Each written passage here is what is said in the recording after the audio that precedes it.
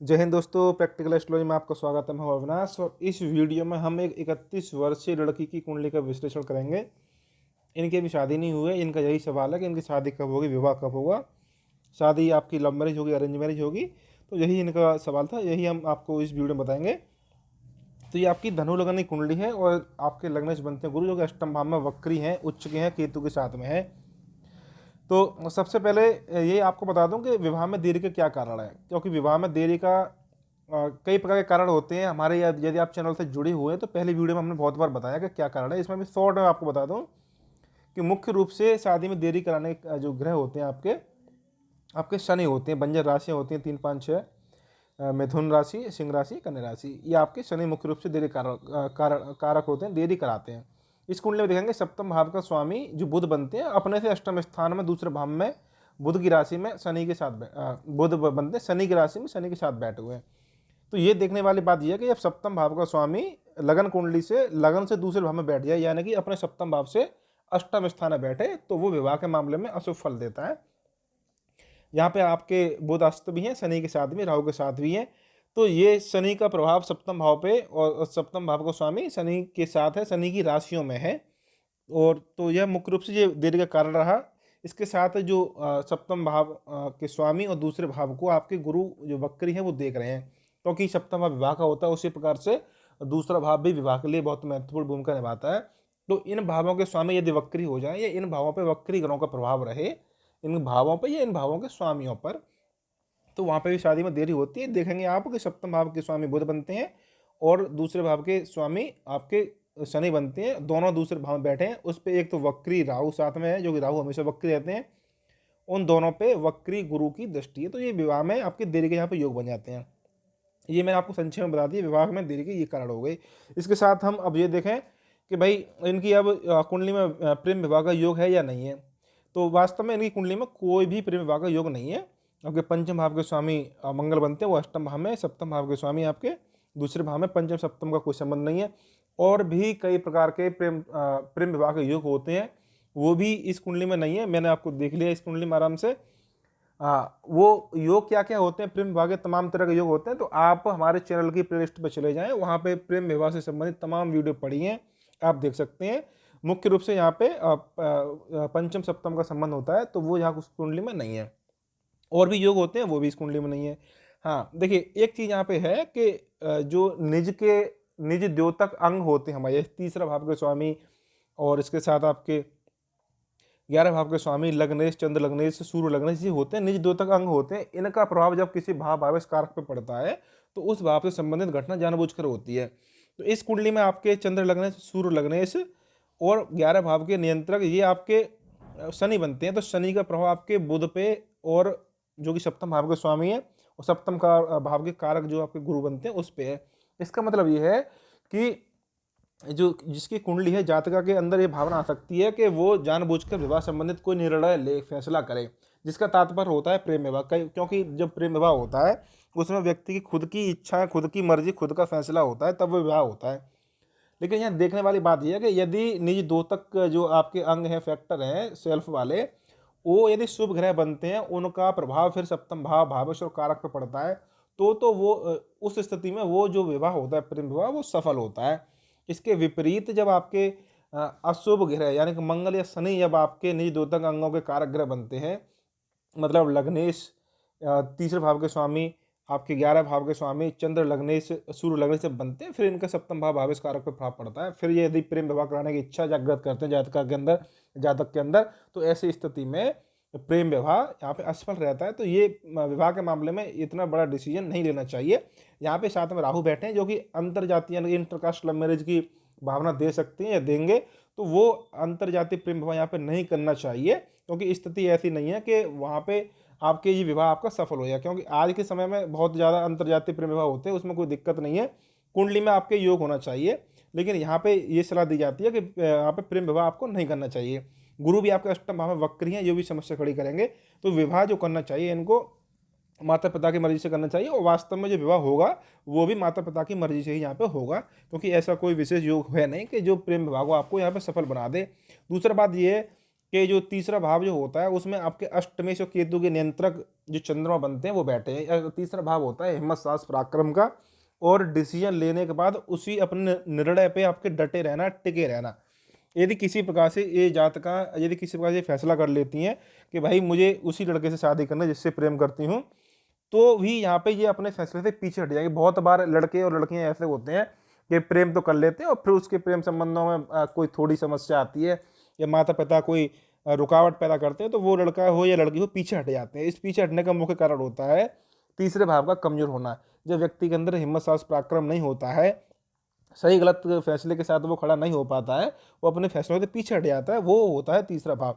यहाँ चंद्रमा बैठा है, शुक्र है। अब चंद्रमा भी शुभ ग्रह है और अष्टमी, हालांकि यहाँ अशुभ माना जाएंगे अष्टमी से और केतु के नियंत्रण, लेकिन चंद्रमा में वो हिम्मत नहीं है जो मंगल शनि में होती है। शुक्र भी आपके यहाँ पे सौम्य ग्रह है, हालांकि छठे भाव के स्वामी है। स्वभाव आप झगड़ालू हो सकता है, लेकिन डिसीजन लेने की क्षमता वो नहीं रहेगी, पीछे हट जाते हैं ऐसे लोग। चलिए यहाँ पे बात मैंने आपको बता दी। अब मुख्य रूप से आते हैं कि विवाह यहाँ पे कब होगा। तो देखिए, विवाह के लिए आपको बताऊँ, गुरु की मदद से चल रही है और चंद्रमा का चल रहा है अंतर। क्या गुरु की मदद से शादी करा सकती है, चंद्रमा का अंतर शादी करा सकता है? तो देखिए, गुरु आपके लग्नेश हैं, लग्नेश की दशाओं में शादियाँ होती हैं, पंचमेश, लग्नेश, सप्तमेश, नवमेश, दूसरे भाव के स्वामी, इनमें से जो बली हो उस हिसाब से शादियाँ होती हैं। इसका मतलब यह है कि गुरु की मदद में विवाह कराने की क्षमता, क्योंकि गुरु लग्नेश है और स्वयं पति के कारक ग्रह होते हैं, इसलिए वो शादी कराएंगे। चंद्रमा, चंद्रमा में क्या यहाँ पे आपके विवाह कराने की क्षमता है? हाँ भाई, क्योंकि चंद्रमा आपके स्वयं लगन की तरह कार्य करता है। चंद्रमा चाहे किसी भी आपके भाव का स्वामी बन जाए, वो चंद्रमा आपकी शादी कराने में उसकी क्षमता होती है अंतर्दशा में। इसके साथ साथ चंद्रमा अष्टम भाव का स्वामी है। अष्टम भाव होता है दाम्पत्य सुख का होता है, यह दाम्पत्य जीवन कितने लंबे समय तक चलेगा उसके लिए होता है, मंगल स्थान होता है। ये अष्टमेश की दशा में शादियाँ होती हैं। यहाँ मुख्य रूप से क्या है कि जो अष्टमेश हैं वो आपके गुरु के नियंत्रक है, लग्नेश के नियंत्रक है। नियंत्रक होने के कारण ये चंद्रमा में यहाँ पे आपकी क्षमता है शादी कराने की। इसके साथ आपकी हम बुध को देखें, जो बुध है वो आपके श्रवण नक्षत्र में बैठे, यानी कि चंद्रमा के नक्षत्र बैठे। बुध मतलब सप्तम भाव का स्वामी। सप्तम भाव का स्वामी जिस नक्षत्र में बैठे हुए हैं चंद्रमा के में, तो उस नक्षत्र के स्वामी की अंतर्दशा में शादी हो सकती है। नवांश कुंडली की हम बात करें तो नवांश कुंडली में आपकी जो लगन वर्गोत्तम है और उसमें आपके जो बनते हैं सप्तम भाव के स्वामी बुध, वो आपके अष्टम भाव में कर्क राशि में बैठे हुए हैं। इसका मतलब ये कि आपके लगन कुंडली में आप देखेंगे कि आपके लगन कुंडली के सप्तमेश चंद्रमा के नक्षत्र में बैठे हुए हैं, नवांश कुंडली में चंद्रमा के नवांश में बैठे हुए हैं। इसका मतलब ये कि सप्तमेश का संबंध चंद्रमा से ज्यादा है, अर्थात चंद्रमा अपनी अंतर्दशा में शादी करा सकते हैं। देखिए, चंद्रमा चलेगा आपके दिसंबर 2022 तक चलेंगे, मतलब ये कि अंतर्दशा चलेगी आपकी दिसंबर 2022 तक, तब वो शादी हो जाएगी। अब आते हैं गोचर की बात करते हैं। गोचर में आपके वर्तमान समय में जो मकर राशि है, तो मकर राशि से गोचर कर रहे हैं आपके शनि। तो देखिए, मुख्य रूप से क्या होता है, जब तक शनि की परमिशन नहीं मिलेगी, इजाजत नहीं मिलेगी, तब तक कोई घटना नहीं होगी, चाहे शुभ हो या अशुभ हो। यहाँ पे देखेंगे शनि आपके मकर राशि से गोचर कर रहे हैं, तो जन्म के शनि के ऊपर से गोचर कर रहे हैं, तो एक शुभ बात ये हो गई। दूसरी शुभ बात ये हो गई कि दूसरे भाव से गोचर कर रहे हैं, ये दूसरे भाव से गोचर करेंगे तो शुभ माना जाता है विवाह के लिए। तीसरा ये कि सप्तम भाव के स्वामी के ऊपर से गोचर कर रहे हैं, और चौथा सप्तम भाव का स्वामी मतलब जो कि विवाह को आपको एक्टिव करता है, विवाह वाले भाव को एक्टिव कर रहा है। सप्तम भाव के स्वामी यानी बुध, बुध के ऊपर से आपके शनि वर्तमान में गोचर कर रहे हैं। इसके साथ साथ जो जन्म के गुरु अष्टम भाव में बैठे हुए हैं, जो कि लगने से हैं, वो आपके उसको भी शनि गोचर में एक्टिव कर रहे हैं। इसका मतलब ये, जब मकर राशि में शनि का गोचर जो हो रहा है, वो सप्तम भाव के स्वामी को प्रभावित कर रहे हैं और लग्नेश को भी प्रभावित कर रहे हैं, विवाह के कारक ग्रह जो गुरु उसको भी प्रभावित कर रहे हैं। इसका मतलब यह है कि जब तक मकर राशि में आपके शनि रहेंगे तब तक शादी हो जानी चाहिए। दशा भी यही बोल रही है, दिसंबर 2022 तक शादी होनी चाहिए। और आपके शनि है वो आपके जनवरी 2023 तक यहाँ पे मकर राशि में रहेंगे। इसका मतलब यह है कि वहाँ पे उस समय तक शादी हो जानी चाहिए। तो गुरु आपके गोचर में परमिशन मिल जाती है शनि से। अब आते हैं गुरु से। गुरु का मतलब और आपके समय को, विवाह के समय को और कम से कम आंकना। अब गुरु की बात करेंगे। गुरु आपके मकर राशि से गोचर कर गए, उस समय पे विवाह नहीं हो पाया। वर्तमान में आपके कुंभ राशि में चल रहे हैं, जो कि 13 अप्रैल 2022 तक चलेंगे। कुंभ राशि में आपके चल रहे हैं। कुंभ राशि यहाँ पे बहुत महत्वपूर्ण, क्योंकि वो चंद्रमा भी वहीं बैठे हैं और सूर्य भी वहीं बैठे हैं, दो लगन हैं। कुंभ राशि एक राशि नहीं है मात्र, वो एक दो लगन की तरह काम करेगी। जब लगन के ऊपर से गोचर होगा तो वो बहुत शुभ रिजल्ट देगा। तो यहाँ पे चंद्रमा और आपके सूर्य दोनों के ऊपर से गोचर में आपके गोचर करेंगे गुरु, और जन आपके लगन कुंडली से सप्तम भाव को देखेंगे। भाई नियम यही है कि सप्तम भाव सप्तमेश या लगन लग्नेश, इस तरह से वो आपके जब गोचर का गुरु आपकी परमिशन देंगे तो वहाँ पे आपकी शादी का समय वो निकल जाता है। तो देखिए चंद्रमा और सूर्य जो तीसरे भाव में बैठे हैं कुंभ राशि में, वहाँ से अभी वर्तमान में गुरु निकल रहे हैं। और नवांश में भी हम बात करें तो नवांश में जब आपके तीसरे भाव से निकलेंगे तो वो भी नवांश में भी सप्तम भाव को देखेंगे। सप्तम भाव में जो शुक्र बैठे हैं उसको भी देखेंगे गुरु, और आपके जो 11 भाव में सूर्य और गुरु बैठे हैं जो कि लग्नेश हैं, और आपके सूर्य आपके जो नवम भाव के स्वामी हैं उनको भी गुरु देखेंगे। इसका मतलब ये है कि नवांश में भी कम से कम 3 ग्रहों को गुरु एक्टिव कर रहे हैं, सप्तम भाव को भी एक्टिव कर रहे हैं। तो लगन कुंडली से भी तीसरे भाव से सप्तम भाव को देख रहे हैं, और चंद्र और सूर्य कुंडली को से भी आपके लगन से सप्तम भाव को देख रहे हैं। इसका मतलब ये लगन, चंद्र, सूर्य लगन, नवांश, तीनों चारों प्रकार से गोचर के गुरु कुंभ राशि में बैठकर सप्तम भाव को प्रभावित कर रहे हैं, एक्टिव कर रहे हैं। इसका मतलब यह है कि गुरु की गोचर में कुंभ राशि में 13 अप्रैल तक विवाह होने का सबसे ज्यादा योग बन जाता है। तो ये गुरु की परमिशन यहाँ पे मिल जाती है। अब हम इसको और विवाह के समय को और शॉर्ट करें और कम से कम आकलन करें, विवाह के समय को यदि और हम निकालने की कोशिश करें तो उसमें देखा जाता है मंगल का गोचर कहाँ हो रहा है। वही नियम आपका मंगल के लिए लगता है कि मंगल जब आपके लगन, लग्नेश, सप्तम भाव, सप्तम, पंचम, पंचम, इन भावों को, इन भावों के स्वामियों को यदि गोचर में प्रभावित करते हैं तो बड़ी संभावना रहती है कि इनका वो समय वहाँ पर निकल आता है, उस समय पर शादी हो जाती है। देखिए 16 जनवरी 2022 में आपके जो मंगल हैं वो धनु राशि में गोचर करेंगे, और ये 26 फरवरी 2022 तक आपके धनु राशि में रहेंगे। जब धनु राशि में रहेंगे तो वो आपके एक तो लगन से गोचर करेंगे, लगन को एक्टिव करेंगे, उसके बाद वो सप्तम भाव को दिखेंगे, और अपनी अष्टम दृष्टि से जन्म के गुरु को देखेंगे। एक बार और समझ लीजिए, जो कि लगन कुंडली के जो पंचमेश हैं वो गोचर में 16 जनवरी 2022 को लगन से गोचर करेंगे। तो जो आपके नियम है, जो शनि का नियम है, जो गुरु के नियम है, वही आपके मंगल के नियम है।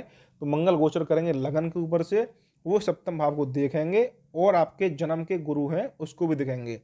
इसका मतलब ये कि सप्तम भाव को भी एक्टिव कर रहे हैं, और आपके लग्नेश को भी एक्टिव कर रहे हैं, और लगन को भी एक्टिव कर रहे हैं। तो प्रबल संभावना है कि गुरु यहाँ पे जो मंगल है इस पीरियड में शादी करने की कोशिश करें। हालांकि मंगल के साथ साथ शुक्र का भी यही गोचर होना चाहिए तो बहुत अच्छा रिजल्ट मिलता है। शुक्र की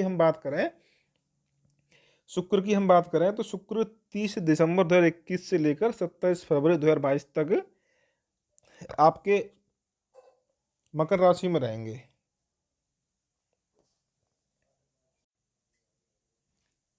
शुक्र की हम बात करें तो शुक्र यहाँ पे धनु राशि में रहेंगे 30 दिसंबर 2021 से लेकर 27 फरवरी 2022 तक वो धनु राशि में रहेंगे, यानी कि लगन में। तो हम शुक्र की बात करें तो शुक्र भी लगन के ऊपर से गोचर करेंगे और सप्तम भाव को देखेंगे। लगन भी प्रभावित हो रहे हैं और सप्तम भाव भी प्रभावित हो रहे हैं मंगल और शुक्र के दोनों के गोचर से। इस पीरियड में मंगल की लिमिट है आपकी 26 फरवरी और शुक्र है आपके 27 फरवरी तक। ये बहुत महत्वपूर्ण है कि मंगल और शुक्र दोनों ग्रह ही आपके लगन को प्रभावित कर रहे हैं। ये बहुत शुभ माना जाता है विवाह के लिए, वह समय निकालने के लिए। और हम इसकी बात करें तो 14 फरवरी के बाद 14 फरवरी से आपके जो कुंभ राशि में आपके सूर्य गोचर करेंगे। तो ये सूर्य आपके जन्म के सूर्य के ऊपर से गोचर करेंगे, जन्म के चंद्रमा के ऊपर से गोचर करेंगे। और नवांश कुंडली हम बात करें तो तीसरे भाव से जो गुरु बैठे हैं जिनकी महादशा भी चल रही है तो वो भी आपके कुंभ राशि से ही गोचर कर रहे हैं और उन्हीं के साथ में सूर्य गोचर करेंगे। और नवांश में तुला में बैठे हैं गुरु, उसको भी जो नवांश के गुरु हैं तुला में बैठे हैं वो भी आपके गोचर के सूर्य को देखेंगे, गोचर के सूर्य के साथ ही गोचर करेंगे नवांश कुंडली में भी और आपके लगन कुंडली में भी। लगन कुंडली में आपके गुरु गोचर करेंगे तीसरे भाव से कुंभ राशि में, वहीं पे आपके 14 फरवरी से सूर्य गोचर करेंगे। तो यहाँ पे सूर्य का भी बड़ा महत्व होता है महीना निकालने के लिए। तो ये वाला जो गोचर कुंभ राशि में जो गोचर करेंगे सूर्य, तो बड़ी संभावना है कि वहाँ पर शादी कराए, क्योंकि गोचर के जो ग्रह चल रहे हैं गुरु, उनके साथ ही सूर्य का गोचर हो जाएगा और लगन और नवांश कुंडली की बहुत ही अनुरूप बैठ रहा है। क्योंकि जो सूर्य हैं वो जन्म के जो सूर्य बैठे कुंभ राशि में उसी के ऊपर से गोचर करेंगे, जन्म के चंद्रमा बैठे हैं उसी के ऊपर से गोचर करेंगे, और ये दोनों चंद्रमा सूर्य लगन की तरह काम करते हैं, तो इनको लगन मानना तो इनके सप्तम भाव को भी प्रभावित करेंगे। तो ये सूर्य बड़े महत्वपूर्ण हो गए। और इसकी और हम बात करें चंद्रमा की, तो यदि शादी की डेट और निकालने की कोशिश करते हैं तो वो चंद्रमा आपके 16-17 फरवरी के आसपास आपके आपके कर्क राशि और सिंह राशि से गोचर करेंगे। जब सिंह राशि में गोचर करेंगे तो वो आप सिंह राशि में गोचर करेंगे 16-17 फरवरी को, तो वो आपके चंद्रमा से सप्तम भाव और सूर्य से सप्तम भाव में आपके प्रभाव रहेगा। जो आपके गोचर में सूर्य से सप्तम भाव में, गुरु से सप्तम भाव में रहेंगे। तो कहने का मतलब ये है कि जो सबसे ज़्यादा प्रबल संभावना रहेगी शादी की, वो 16-17 फरवरी के आसपास वहाँ पे शादी का समय निकलेगा, बहुत ज़्यादा महत्वपूर्ण है। तो जो 16-17 फरवरी है वो उसमें शादी की संभावना सबसे ज़्यादा बन जाएगी। हाँ, इससे कभी ऐसा भी हो सकता है कि इससे कभी थोड़ी पीछे भी 14-15 फरवरी को भी हो जाए, क्योंकि वहाँ पे भी आपके जो चंद्रमा है वो कर्क राशि से गोचर करेंगे, जो कि जन्म के गुरु से गोचर करेंगे, और जन्म गोचर के शनि को आपको सीधे आमने सामने का गोचर वहाँ पे हो जाएगा। तो कहने का मतलब ये है कि 14-15-16-17 ये तारीखें बहुत ज़्यादा महत्वपूर्ण रहेंगी शादी के लिए। इसमें भी संभावना रहेगी कि 16-17 तारीख को आपकी विवाह का सबसे ज़्यादा योग बन जाएगा। तो यहाँ पे एक कोशिश करी गई है, एक आपके अनुमानित जो नियम होते हैं ज्योतिषी विद्या के, उस तरह से आप एक विवाह की एक समय निकाला गया है। तो उम्मीद करते हैं तो ये प्रिडिक्शन भी हमारी सत्य जाएगी। और वीडियो आपको अच्छी लगी तो वीडियो को लाइक कीजिए, शेयर कीजिए। धन्यवाद।